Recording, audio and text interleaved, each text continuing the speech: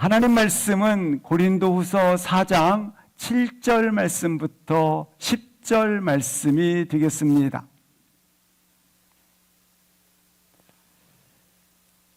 함께 고린도후서 4장 7절 말씀부터 10절 말씀 함께 합독하십니다. 우리가 이 보배를 질그릇에 가졌으니 이는 심히 큰 능력은 하나님께 있고 우리에게 있지 아니함을 알게 하려 함이라. 우리가 사방으로 오겨쌈을 당하여도 쌓이지 아니하며 담담한 일을 당하여도 낙심하지 아니하며 박해를 받아도 버림받지 아니하며 거꾸로 뜨림을 당하여도 망하지 아니하고 우리가 항상 예수의 죽음을 몸에 짊어짐은 예수의 생명이 또한 우리 몸에 나타내게 하려 함이라. 아멘. 주님은 우리 가운데 말씀을 하십니다. 사단은 24시간 우리를 밀가부를 하듯 이렇게 공격하리라고 말씀하십니다. 사단은 우리를 겨냥해서 영적인 생명을 빼앗기 위하여 그렇게 우는 사자처럼 찾아다닌다고 말씀을 하십니다. 우리의 영혼의 생명을 빼앗기 위해서 말입니다. 그런데 우리 영혼 속에 영적인 무감각의 상태에 우리를 빠뜨려서 냉혹하게 이 영적인 틈을 공략을 하기 시작을 하는 것입니다. 그래서 영혼 전체를 올무를 놓게 되는 것입니다. 영적인 생명 자체를 빼앗기 위해서 말입니다. 사랑하는 성도 여러분, 우리의 영혼의 관리를 어떻게 하시겠습니까? 영혼을 위해 어떤 관리를 하고 계십니까? 건강관리, 재정관리, 그리고 사회에 공헌하기 위한 끊임없는 새로운 전략들을 가지는 것 아름답지 않습니까? 그러나 동시에 영혼에 대한 전략을 가져야 한다고 하는 것입니다. 이 시간 영혼에 대한 영적 전략을 다시 한번 확인할 수 있기를 주의 이름으로 기도합니다. 우리 영혼의 가장 중요한 것은 매너리즘을 주의하셔야 합니다. 타성에 젖는 것 말입니다. 왜냐하면 하나님의 나라는 침노하는 자의 것이기 때문에 그렇습니다. 그래서 익숙함이나 안주에 빠지면 안 돼요. 비록 우리가 이 시대의 위기의 재난 앞에서라 할지라도 다시 오늘 말씀처럼 영적인 기상을 일으키십시오. 부흥을 외칠 수 있어야 한다는 것입니다. 이 영적인 부흥은 어떤 상황 속에서도 하나님을 향한 초점을 잃지 않는 사람들, 어떤 환경 속에서도 하나님 앞에 정한 마음을 드리는 지체들, 어떤 상황 속에서도 하나님의 뜻대로 걸어가고자 하는 그 마음을 잃어버리지 않는 바로 하나님의 사람들, 이 영적인 기상을 일으키시기를 바랍니다. 본문은 바울의 마음을 고백을 하고 있는 내용이 되겠습니다. 바울의 생애를 보십시오. 다메섹 도상에서 예수님의 음성을 듣고 빛을 맛보게 되었습니다. 그는 동일하게 예수님의 이 빛과 예수님의 음성을 들은 이후에 그는 매일같이 주님을 뜨겁게 갈망했습니다. 한결같이 그리스도를 열망했어요. 예수와 함께 죽고 예수와 함께 사는 것을 사모했어요.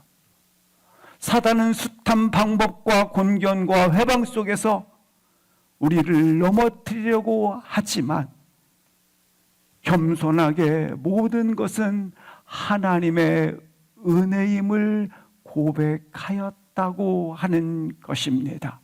먼저 8절 9절의 말씀을 보시겠습니다.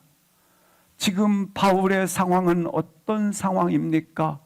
사방으로 우겨쌈을, 답답한 일을 당함을, 9절 말씀을 보시겠습니다. 박해를, 그리고 거꾸러뜨림을 당하여도 이렇게 공격이 있었지만 다시 8절에 보면 당하여도 당하지 아니하며 낙심하지 아니하며 9절에도 아니하며 아니하였도다. 이것은 그가 어떤 조건 어떤 환경에도 지배받지 않았다라는 것입니다. 이와 같은 환경, 이와 같은 조건이 있음에도 나는 이것에 지배받는 자가 아니라는 것입니다. 내부적으로 그리고 외부적으로 그는 핍박과 고난에 흔들릴 수밖에 없는 조건들이 있었습니다. 그러나 오늘 나는 그 모든 조건과 환경에 지배를 받지 않았도다. 그는 분명 가말리엘 문화에서 최고의 석학인 교육을 받았을 뿐만 아니라 그의 분명한 고백처럼 나는 바리새인 중에 바리새인이라고 하는 그와 같은 자신의 조건들을 다 내려놓았습니다. 복음을 위해서 배척당하고 그리고 공격을 당하고 시기와 모함과 거절을 많이 받았지만 그의 하나님을 향한 중심의 마음이 혼란을 가져오지 않았습니다. 왜냐하면 조건과 환경에 지배받지 않았기 때문에 그런 것들이 우리 가운데 있을지라도 그의 중심의 마음에 혼란을 빚지 않았도다. 3번의 3차 전도행을 그가 감행하면서 파선의 위협과 그리고 감옥에 갇히고 태장을 맞은 것과 극심한 외로움과 버려짐을 경험을 했음에도 불구하고 나는 흔들림이 없었다라고 하는 것입니다. 오직 그리스도를 향한 열망과 사랑으로 그 중심이 충만하였도다. 사랑하는 성도 여러분, 자기 조건에 갇히지 마시고 바울의 흔들림 없는 한결같은 이 사랑과 열정이 우리 가운데 다시 소성함을 입기를 주의 이름으로 축복합니다. 어떻게 이런 삶을 살 수 있었을까? 그것은 단 한 가지입니다. 그것은 그의 인생의 진정한 자기 인식이 분명했다고 하는 것입니다. 자기에 대한 진리의 인식, 자기에 대한 이해가 분명하게 그를 자리 잡았다고 하는 것입니다. 오늘 우리의 모습이 이와 같아야 합니다. 7절 보시겠습니다. 시작.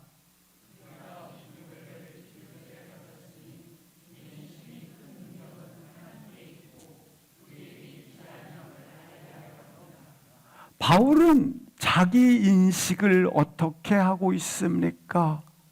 자신은 마치 깨어진, 금이 가는, 버린다 할지라도 전혀 아쉽지 않는, 쓰레기통에 던져 버린다 할지라도 뒤를 돌아보지 않을 그런 질그릇과 같다고 자신을 비유하고 있는 것입니다. 충격을 살짝 가했는데 금이 가버리고 깨져버리고, 그리고 쓰레기통에 던진다 할지라도 뒤를 돌아보지 않아도 되는 그런 값어치가 없는, 모양이 특별할 게 전혀 없는 그런 자신이라고 그가 인식을 하였다고 하는 것입니다. 바울은 자기 자신에 대한 이해를 이렇게 질그릇이라고 인식을 한 겁니다. 마치 시작도 하기 전에, 무언가 담아오기 전에 주인이 쓰겠다고, 주인으로부터 쓰임 받기도 전에 나는 부서진, 금이 가는, 버려진 그런 가치 없는 자였다라고 하는 것입니다. 우리의 존재가 바로 이렇습니다. 우리의 존재 인식 자체가 그저 질그릇이에요. 예수님의 제자들을 한번 보십시오. 3년 반 동안 자기 인생의 전부를 걸고 예수님을 따랐습니다. 자기 가족, 자기 생계, 자기 생업, 자기 터전, 자기 계획을 다 철저하게 뒤로하고 예수님을 따랐습니다. 그렇게 따랐지 않습니까? 누구보다도 예수님의 제자들은 예수님 가까이에서 신비로운 하나님 말씀을 들었을 뿐만 아니라 놀라운 기적의 현장을 목격했고, 그리고 예루살렘 성을 바라보며 눈물을 흘리시던 주님의 아픈 마음을 곁에서 지켜보았을 뿐만 아니라 외식하는 종교 지도자들에 대하여 화로다 회칠한 무덤이여 라고 그렇게 이들을 책망하시는, 진노하시는 주님을 보았던 자들입니다. 겟세마네 동산에서 이 잔을 내게서 피하게 하실 수 있거든 주여 역사하여 달라고 기도했던, 치열하게 고민하셨던, 기도하셨던 주님을 알고 있는 제자들입니다. 예수님의 철저한 고독과 지독한 외로움을 곁에서 보았던 제자들입니다. 그렇게 제자의 자격을 갖추고 그리고 자기 검증의 시간을 갖췄다고 생각하는 제자들이 아니겠습니까? 근데 마지막 만찬의 시간대에 주님이 이렇게 말씀하십니다. 너희들 중에 나를 파는 자가 있으리라. 그때 제자들은 어떤 모습입니까? 이 모든 것을 버리고 따랐으며, 그리고 모든 것을 직접 눈에 보았고 그리고 느꼈던 그들이었지만, 너희들 가운데 나를 파는 자가 있을 것이라고 말씀하실 때에 제자들 가운데 대답하는 말이 있습니다. 주여 누구입니까? 이 말은 다른 말로 납니까? 나는 아니죠. 이 나는 아니죠라는 이 말은 결국 혹시 접니까?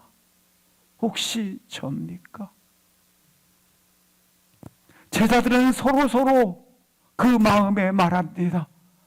저는 아니죠. 그게 접니까? 그들은 스스로 자신을 확신하지 못했다라는 증거입니다. 그들 마음속에는 이렇게 따라다녔지만 마음에 생각하기를 나도 항상, 아니 갑작스럽게 언제든지 배신할 수 있는 마음을 가지고 따라다녔구나. 나도 이렇게 따랐는데 언제든지 배신할 가능성을 그 마음에 가지고 따라다녔다. 이걸 주님이 내 마음을 보시고 잊지는 않는가. 들켰구나.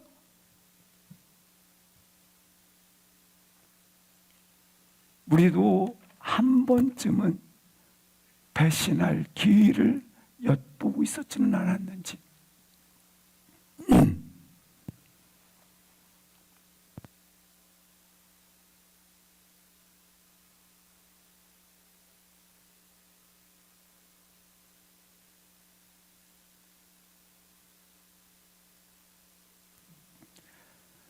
예수님께서 내 마음을 아시고 있는 거 내가 들켰구나.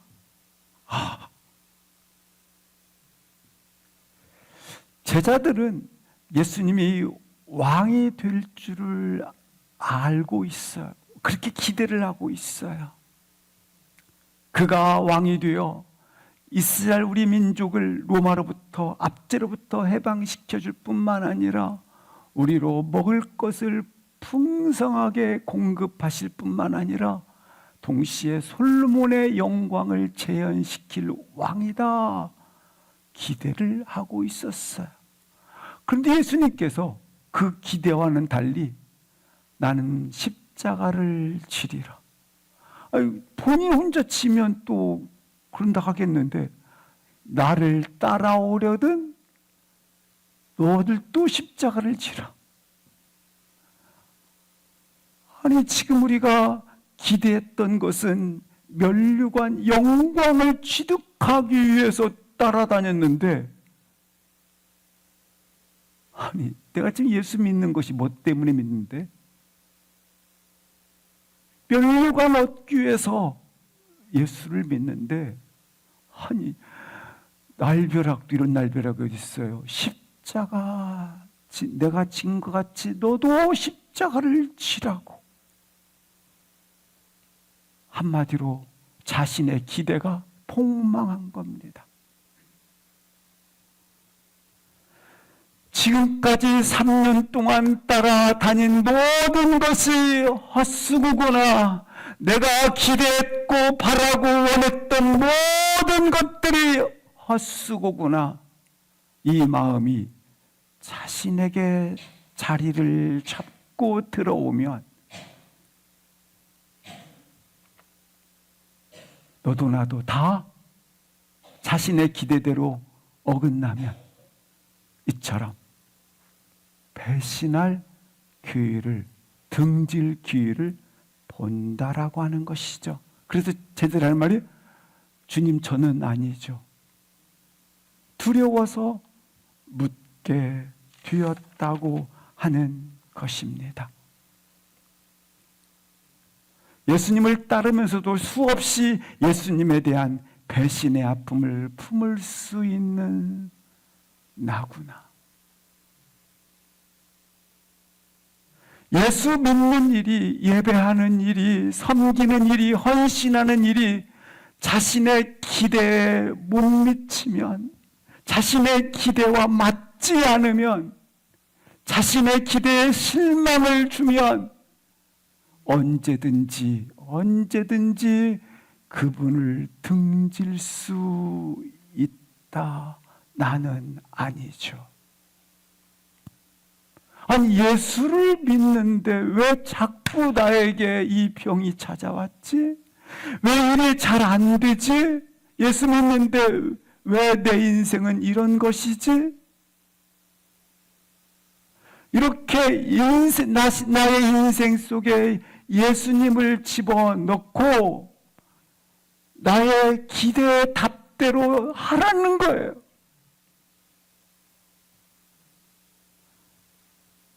나의 인생 속에 예수님을 집어넣고 내 기대를 만족시키라는 거예요. 나의 인생에 예수님을 대입하면 영광이 기다릴 줄 알았는데, 멸관이 기다릴 줄 알았는데 수치를 당해요. 인생에 예수님을 더하면 멸관이 남을 줄 알았는데 십자가래요.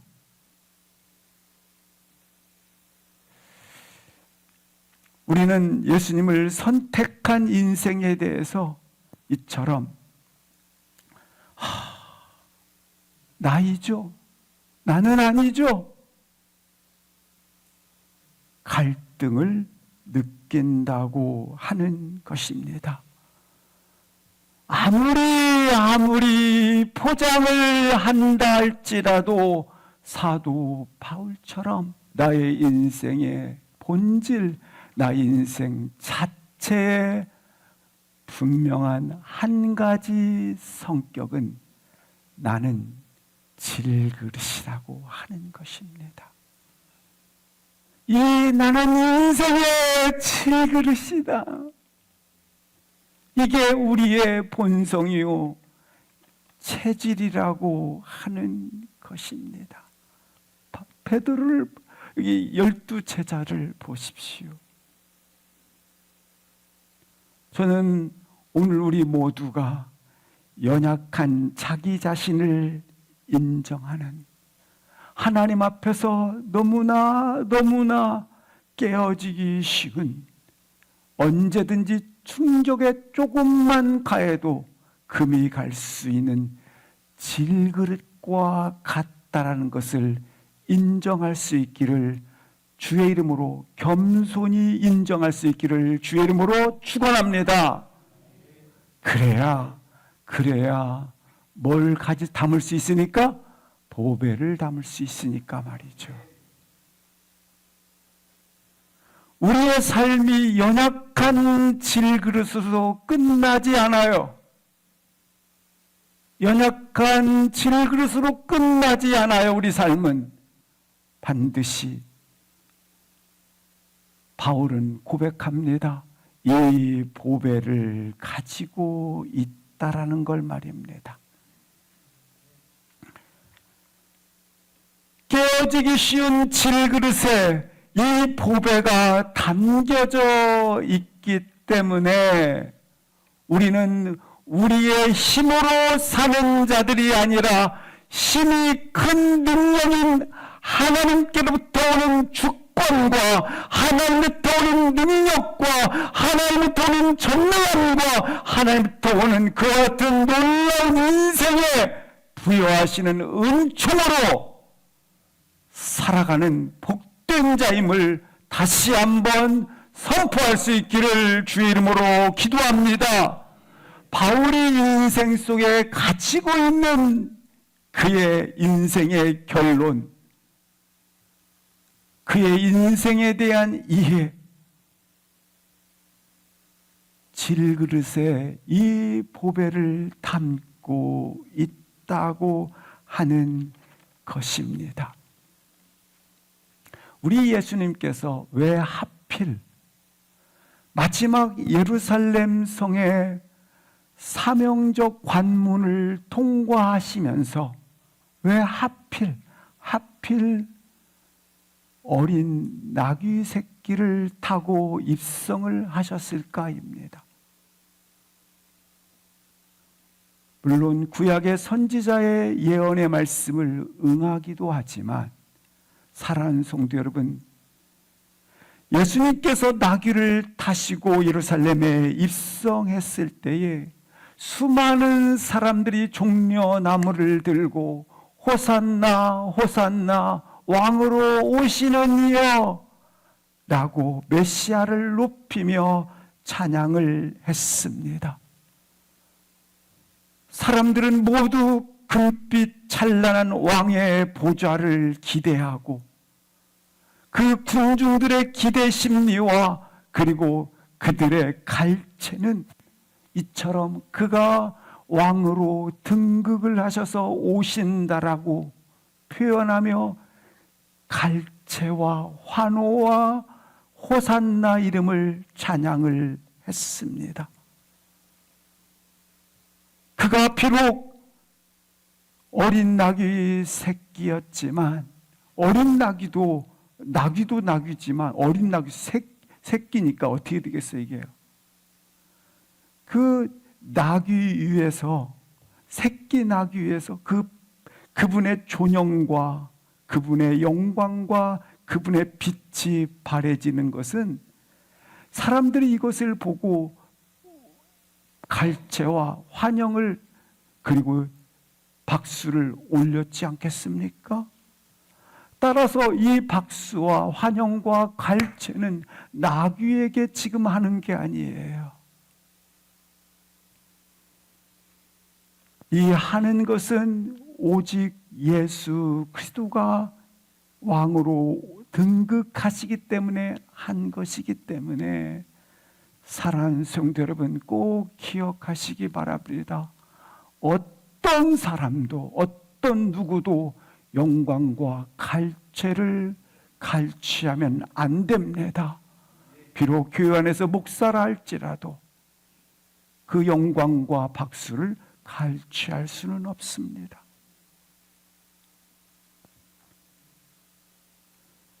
그런데 오늘 본 말씀처럼 예루살렘 성에 어린 나귀 새끼를 타고 보란 듯이 예루살렘에 입성한 것이죠. 왜 그럴까요? 단 한 가지. 예수님 자신의 왕적 권위는 어디서 오기 때문에 신이 큰 능력은 누구부터 온다? 하나님께로부터 온다라는 것을 신뢰했기 때문에 그렇습니다.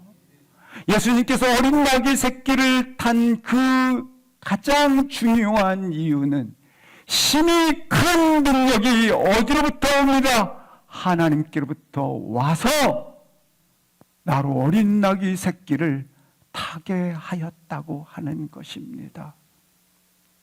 비록 정작 자신은 초라한 것 위에 두셨지만 정작 깨어지기 쉬운 보잘것없는 그러하던 질그릇 위에 자신을 둔 거예요. 나귀.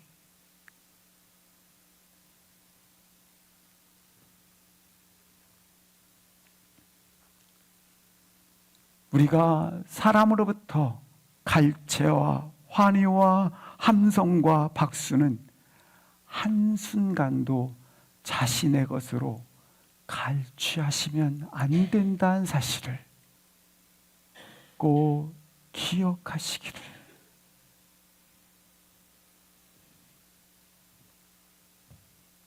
그저 우리는 예수님의 부름에 순종한 새끼 낙귀에 불과하다고 하는.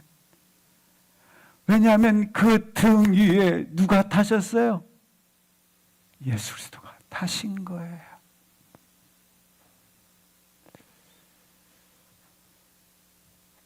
오늘 바울이 표현했던 것처럼 나에게는 육체 가시가 있어 3번씩이나 하나님께 나아가 간구하였더니 육체 가시를 간구하였더니 하나님은 내 은혜가 내게 족하도다라고 응답을 하셨다고 말씀을 하고 있습니다.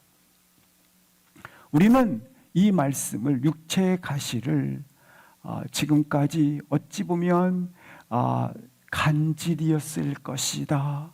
그리고 눈병이 있었을 것이다 라고 해석을 해왔습니다. 그러나 그것은 어찌 보면 뚜렷한 근거가 없습니다. 오히려 더 헬라적 원어는 이 육체의 가시는 혈육이라는 뜻을 가지고 있습니다. 그러니까 이런 육체적 병보다는 실상은 혈육의 뜻을 갖고 있어요. 혈육. 다른 말로 말하면 육체의 정욕 말입니다. 사도 바울은 그가 3번씩이나 하나님 앞에 기도한 내용은 이 혈육의 가시를, 정욕의 가시를 주여 내게서 없어지게 제하여 주옵소서. 분명한 것은 이 육체의 가시가 정확하게 어떤 어두움인지는 표현하지 않았지만, 그러나 우리가 육체적 가시는 뭘 말합니까? 미움, 분노, 사랑 없음, 내면의 그런 어두운 부분들 말입니다. 탐욕, 교만, 우울함, 이런 것들 말하는 것입니다. 그래서 사도 바울이 내면적으로 그의 어두운 부분을 가지고 하나님 앞에 고쳐 주십시오, 제하여 주십시오, 깨끗게 하여 주시옵소서. 내가 복음을 전하는 사람으로서 이렇게 내면적 어두움의 상처를 가지고 나아가다 보니 전함에 있어서 여전히 내 고질적 문제들을 가지고 나아가다 보니 남들이 뭐라고 하겠습니까? 아직도 그렇게 신앙생활이 20년, 30년 가지고 신앙생활하는데 아직도 그 모양이냐고 할 것 아니겠습니까? 제발 거둬 주십시오. 근데 하나님께서 뭐라고 말씀하십니까? 내 은혜가 내게 족하도다. 이게 무슨 말씀입니까? 야, 그 정도는 죄가 아니야. 용서 다 하고 지나간대. 야, 대충 하고 지나가.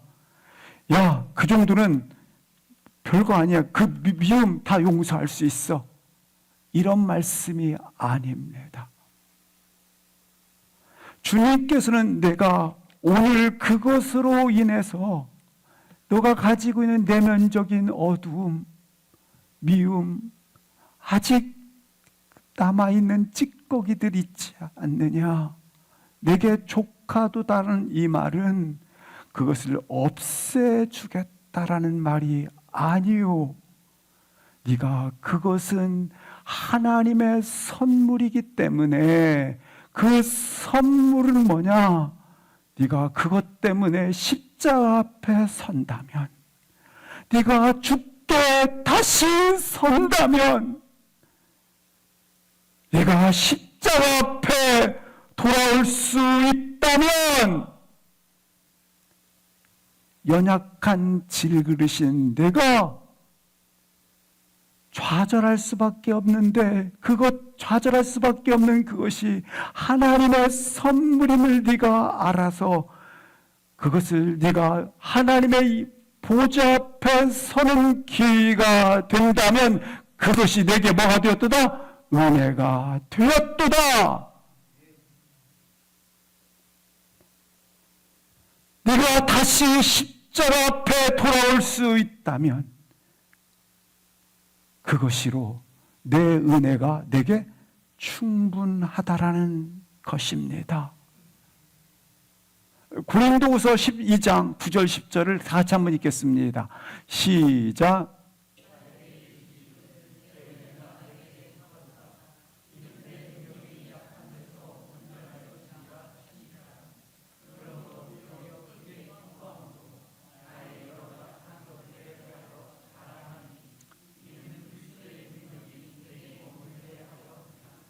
구절 그러므로 시작. 그러므로 내가 그리스도를 위하여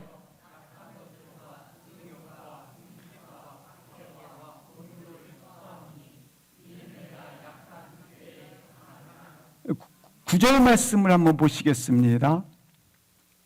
내 은혜가 내게 족하도다. 내게 필요한 것은 우리 필요한 것은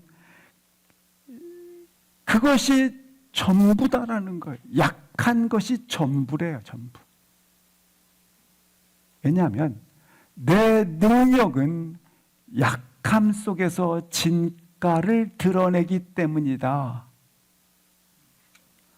내가 이 말씀을 듣자 말자 어떻게 했도다? 크게 기뻐함으로 받아들였다라는 거예요. 내가 약한 것 자체면 충분하다라는 거예요. 내 한계, 이것들이 있으면 충분하다라는 거예요. 은혜가. 근데 대부분 이렇게 생각해요. 왜 이거 안 줬지? 나 이거 왜 안 채워줬지? 이거 왜 나 손에 쥐어지지 않았지? 이렇게 생각을 한다라는 거예요. 그런데 네게 있는 장애가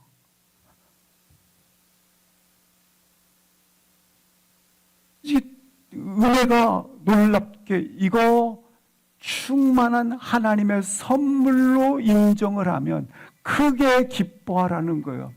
다시 표현하면 나는 이제 장애에 집착하지 아니하고 그것을 뭘로 여겼도다? 내면 속에 있는 어두운 부분들을 선물로 여겼도다. 왜냐하면 나로 누구 앞에 설 수 있도록 다시 이 연약함 때문에 하나님 앞에 향하고 있기 때문에 이 십자가 앞에 서 있게 했기 때문에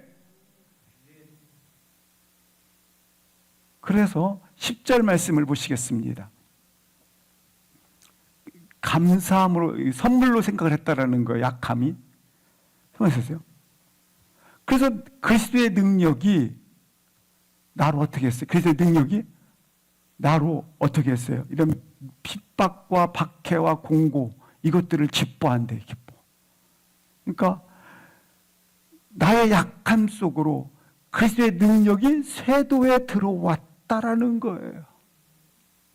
그리스도의 능력이 나의 약함 속으로 쇄도에 들어온 거예요. 나의 약한 것이 있었기 때문에, 나의 한계 때문에. 우리 권사님 돌아가셨잖아요. 이런 죽음이 있었기 때문에 놀랍게 그리스도의 능력이 쇄도에 들어와서 어떻게 했어요? 완전하게 했잖아요. 부활의 능력으로 완전함을 이루시잖아요. 따라서 당신 속에 가지고 있는 이와 같은 내면의 어두운 부분들, 그리고 한계, 그리고 당신 속에 있는 연약들은 하나님이 주신 선물이므로 내가 크게 기뻐하는, 크게 인정을 했다, 받아들였더니 하나님께 놀랍게 그 그리스도의 능력이 놀랍게 나의 이 연약함 속에 그리스도의 능력이 쇄도에 들어와서, 그래서 약한 데서 뭐하라? 강함이라. 이 은혜 안에서 장애와 같았던 자기 부족을 기쁘게 받아들였어요. 나에게는 여전히 아킬레스 같은 그와 같은 한계들이 있고, 그리고 나의 존재가 날마다 이와 같은 연약함에 있어요. 그것들을 어떻게 하십시오? 기뻐함으로 받아들이세요. 인생 속에 주어져 있는 연약함, 그 문제 같은 장애들, 그 고통들을 어떻게 하라? 기뻐함으로 받아들이면 그리스도의 능력이 쇄도에 들어와서 뭐로 화할 것이다? 약한 그것을 강함으로 역사하리라. 우리의 연약함마저도, 우리의 한계마저도 하나님의 은혜의 선물임을 깨닫는다면 그 안에서 그리스도의 능력이 그 속으로 세도에 들어옴으로 이처럼 강함으로 나타날 것이다. 실제로 그렇지 않습니까?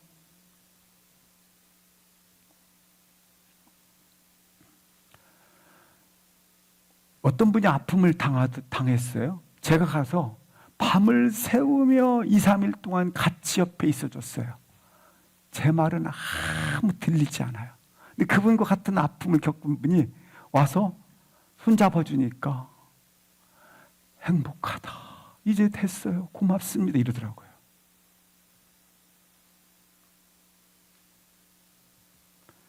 하나님께서는 우리의 신앙생활에 있어서 자기 주도 성장 프로그램을 원하지 않아요. 철저하게 관계성이에요. 어떤 관계요?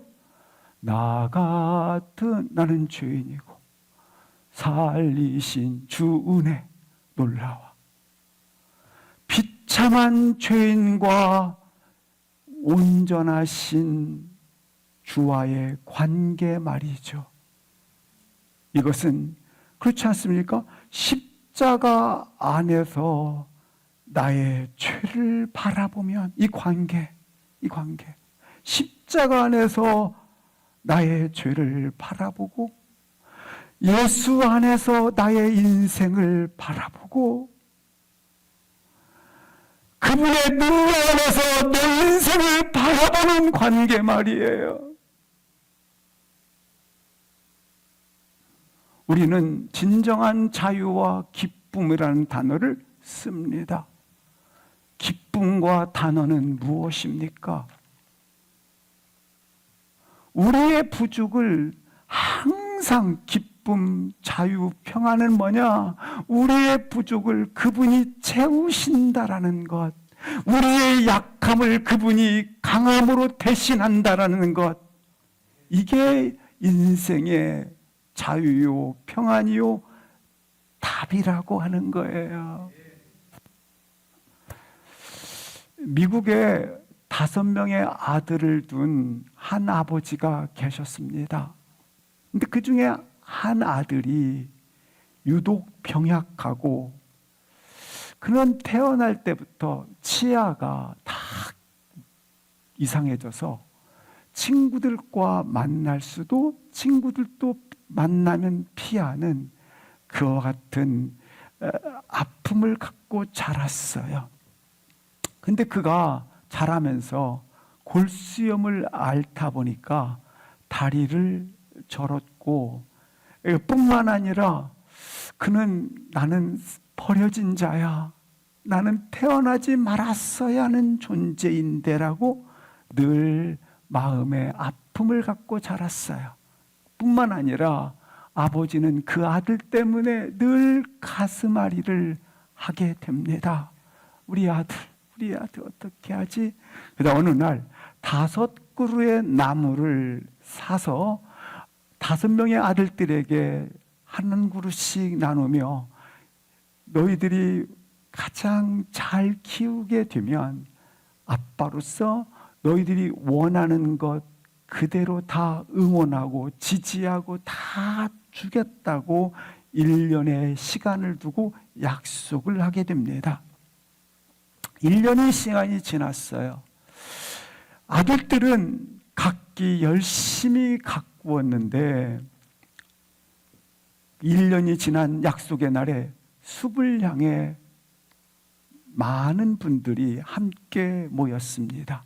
놀랍게도 유독 그 한 그루만 밭이 무성하고 그리고 울창한 그런 일들이 벌어지게 됩니다. 그 키가 자랐는데 얼마나 멋있게 자랐는지. 그래서 아버지는 너무 기뻐서 아들들을 그리고 다른 사람들과 함께 모인 자리에서 이렇게 병약한 아들에게 최고로 잘 자란 이 아들에게 나의 모든 것을 약속한 바대로 주겠습니다. 그리고 지지하고 응원해 주세요라고 말하면서 아들에게 묻습니다. 병약한 아들에게 뭘 원하느냐? 너희가 원하는 거 다 해주겠다. 그러자 아들이 이렇게 대답을 하게 됩니다. 원하는 게 글쎄 뭘까요? 원하는 게 뭐죠? 그런데 그런 아들의 대답을 들은 아버지는 아들들 앞에 큰 소리로 이렇게 칭찬을 합니다. 너가 나무를 잘 자라게 한 걸 보니 너는 위대한 식물학자가 될 것이다. 기대한다. 그리고 그가 그렇게 할 수 있도록 최선의 노력을 했습니다. 집에 돌아간 이 유독 병약한 아들은 밤을 지새우며 야, 나도 할 수 있어. 어떻게 신기하게 이런 일이 있지? 성취감에 고조되어 그날 밤을 온통 꼬박 세운 상태에서 새벽 이슬이 있는 그곳으로 숲으로 달려갔습니다.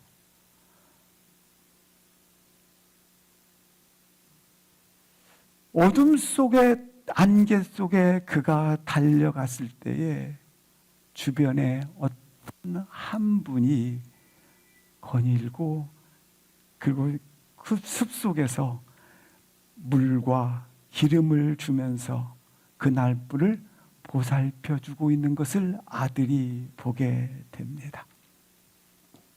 그 이후에 아들은 위대한 식물학자는 되지 못했지만 미국 국민의 가장 사랑과 존경 그리고 그가 가장 많은 지지와 신뢰를 얻는 제32대 프랭클린 루스벨트 대통령이 됩니다. 그는 대통령의 자리에서 이런 말을 합니다. 나도 인식하지 못한 그 순간에도 우리의 아버지는 나를 위해서 여전히 일하고 있었습니다. 그가 기억하는 아버지 말이죠. 그래요. 우리 루스벨트 대통령이 그렇게 아버지가 그가 인식하지 못한 그 시간에도 아버지는 자기를 위해서 일을 한 것처럼 하늘의 아버지께서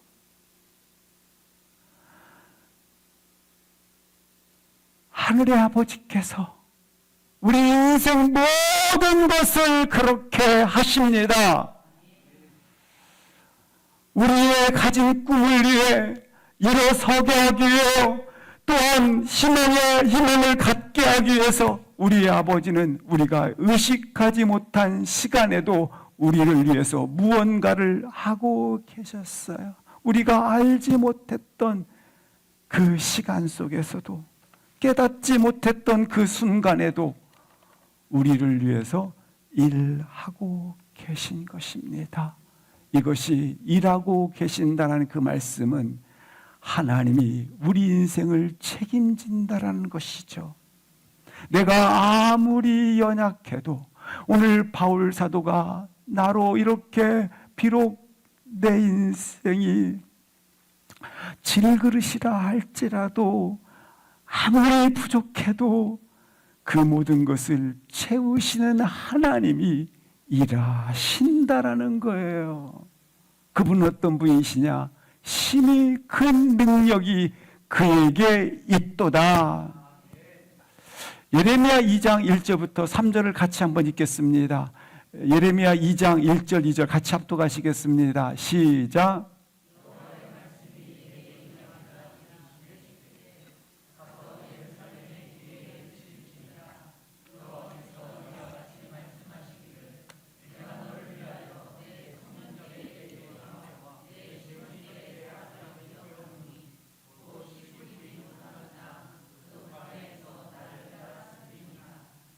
여기 2절 말씀에 보시면 여호와께서 기억하시는 사랑이 있어요. 여기 기억하노니는 추억한다. 그때로 다시 돌아가고 싶다. 이런 의미를 가지고 있어요.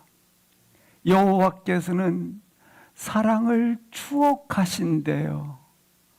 어떤 사랑을 기억하고 추억하고 그때로 가고 싶다고 하시느냐면 여호와께서 너와 나 사이의 청년 때의 사랑으로, 앞에 보시면 신혼 때의 사랑으로 가고 싶대요. 근데 그 시온 때, 청년의 때 사랑했던 장소가 어디냐면 보십시오. 씨 뿌리지 못하는 땅 광야에서예요. 여기 광야는 뭐예요? 이스라엘 백성들이 출애굽을 해서 가나안 땅으로 가기 전 약 40년의 생활, 광야 생활을 말하는 거지 않겠습니까? 근데 광야 생활에서 하나님은 어떻게 기억을 하고 있느냐면 신혼 때 사랑을 나눴고 청년의 때 사랑을 나눴다고 기억하고 있어요. 나는 기억하는 게 뭐예요? 늘 광야 얘기하면 원망, 불평 막 이것만 얘기하잖아요. 이런 때라고 생각했는데 우리 하나님은 그렇게 생각하지 않고 어떻게 생각하셨다? 이 광야 때가 가장 신혼의 사랑, 청년의 사랑이 있었던 땅이었다고 기억하신다고 말씀을 하고 있어요. 그런데 이 광야 땅은 어떤 땅이냐면 곧 씨 뿌리지 못하는 땅, 광야예요. 씨 뿌리지 못했다는 것은 거둘 것을 기대하거나 또 일할 것이 있거나 이게 없어요. 노예 생활은 안주하는 땅이에요. 안주하던 땅에서 그가 벗어나 새롭게 발을 내디뎠는데 그것이 어디냐면 광야에서예요. 광야. 그러니까 낯설고 척박하고 그리고 메마른 땅이에요. 근데 우리 하나님께서는 이 땅을 추억하고 이 땅을 기억하고 이 땅을 다시 가고 싶대, 이때를. 왜? 그때가 신혼의 사랑이 있었던 곳이기 때문에. 신혼의 사랑이 우리가 잘 아시는 것처럼 완전히 핑크빛처럼 그렇게 반짝반짝 빛나십니까? 신혼의 사랑은 막 매우 달콤하고 그렇게 달달하고 막 그렇습니까? 이 신혼의 사랑이 있었던 이곳은 출애굽기, 레위기, 신명기에 보면 한마디로 온갖 불순종, 원망, 불평이 채워져 있는 곳이에요. 그런데 동시에 주님께서 기억하시는 이 신혼, 이 광야는 아버지와 자신과 이 백성들과 첫사랑이 기억되는 곳이라는 거예요. 하나님은 놀랍게 이 첫사랑의 광야를 이스라엘 백성들은 이처럼 불순종으로 채웠지만 다르게 기억하고 있는데 어떻게 기억하고 있다? 신혼의 사랑, 청년의 사랑으로 기억하고 있으시대요. 왜 그랬을까요? 왜? 여기 씨 뿌리지 못한 광야는 씨를 뿌리지 못했기 때문에 그 땅에서는 뭔가 기대하고 의지하고 그 땅에서는 아무것도 없기 때문에 기댈 것이 하나도 없는, 기대할 것도 없고 의지할 것도 없고 바랄 것도 없는, 누구만 바랄 수밖에 없어요? 하나님이 전부라는 것을 하나님이 주셔야 먹을 수 있고 가야 갈 수 있고. 광야가 그랬지 않습니까? 하나님밖에 없는 거예요. 하나님 외에는 아무것도 공급할 수 없고 아무것도 방향도 모르고 아무것도 먹을 수 없고 아무것도 신뢰하지 못하는 그런 땅이라는 것. 이스라엘 백성들은 연약하기 때문에 불평하고 원망을 했어요. 하나님을 신뢰하지 못할 때가 많았어요. 그러나 그들의 전부였기 때문에 불기둥으로 가면 짐을 싸서 움직였고, 구름기둥으로 정지에 내려놓으면 거기에 성막을 짓고 거기에 진을 쳤고요. 우리에게 광야는 이스라엘 백성들처럼, 바울처럼 뭐한 곳이에요?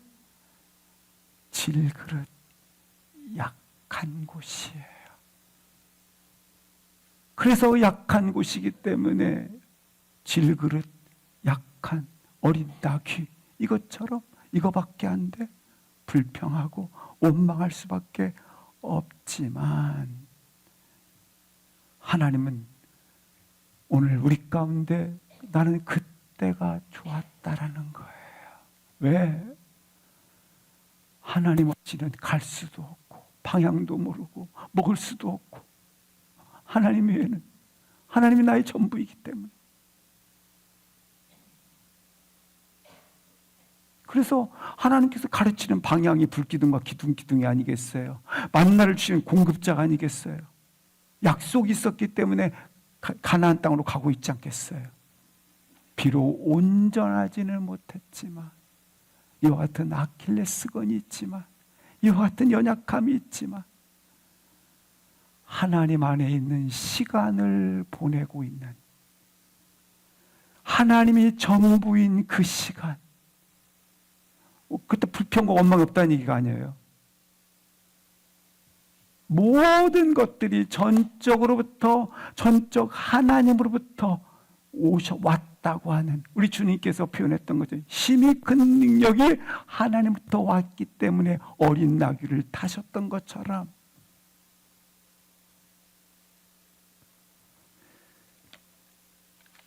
그래서 그 시간을 가장 아름다운 신혼의 시간, 청년의 사랑의 시간으로 기억하고 있다라고 말씀해 주고 있어요. 사랑하는 성도 여러분, 오늘 어떠세요? 혹시 광야와 같은 곳에 서 계십니까? 사방이 척박하고 씨를 뿌릴 수도 없고 어떤 것도 기대할 수 없는 그러한 자리에 서 계십니까? 뭐라도 기대해야 되는데 기댈 곳이 없어요. 지금 서 있는 곳이 씨를 뿌리지 못하는 땅이십니까? 기대할 것 없는 땅 말이죠. 그렇다면 거기에서 하나님이 기억하시는 신혼의 사랑을 가지세요. 신혼의 사랑을 가지라는 것은 하나님이 전부라고, 공급자시고 치료자이시고 하나님이 방향을 가르쳐 주시고 하나님이 나의 가라 하면 가고 멈추라면 멈추는 그와 같은 약속이 있는 땅,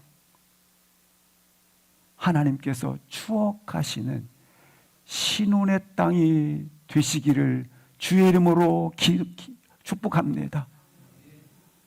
우리의 약함이 사라지고 우리가 생각하는 고질적인 내 인생의 육체 가시와 같은 그 약함이 사라지고 고질적인 그와 같은 인생의 이 육체 가시 같은 것들이 완전히 해결되면 좋겠다. 천만의 말씀이요.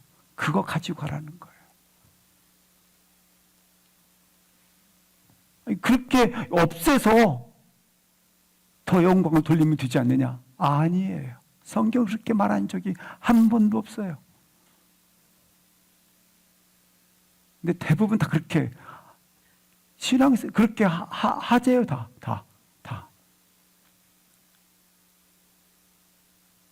왜냐하면 하나님은 우리의 약함 속에서 역사하시기 때문에 그렇습니다. 우리의 한계 속에서 위대한 일을 행하시기 때문에 그렇습니다. 우리가 아무것도 할 수 없다 할 때, 우리가 우리 인생에 아무것도 기대할 수 있는 것이 없을 때, 한 가지 우리는 오직 주만 바라보지 않습니까? 오직 전부, 하나님이 나의 전부입니다. 기억하십시오. 이 연약했던 자처럼 의식할 수 없는 그 시간조차도 배후에서 우리를 위해서 일하시고 역사하시고 쇄도에 들어오시는 하나님의 능력을 신뢰하시기를 축복합니다. 불평했어요. 연약하기 때문에 원망했고 불순종했고 신뢰하지 못했어요. 저 닮아 있지 않습니까? 오늘 우리 같지 않습니까? 그러나 우리가 한 가지 하나님과의 신혼의 사랑, 청년의 사랑, 이걸 기억하면서 우리 주님께서 다시 그때로 돌아가고 싶다. 그것은 하나님이 나의 전부입니다라고 그렇게 고백하는 자리로 돌아가고 싶다라는 하나님의 호소에 나의 귓전에 들리기를 주의 이름으로 기도합니다. 함께 일어나셔서 찬양하시며 나아가시겠습니다.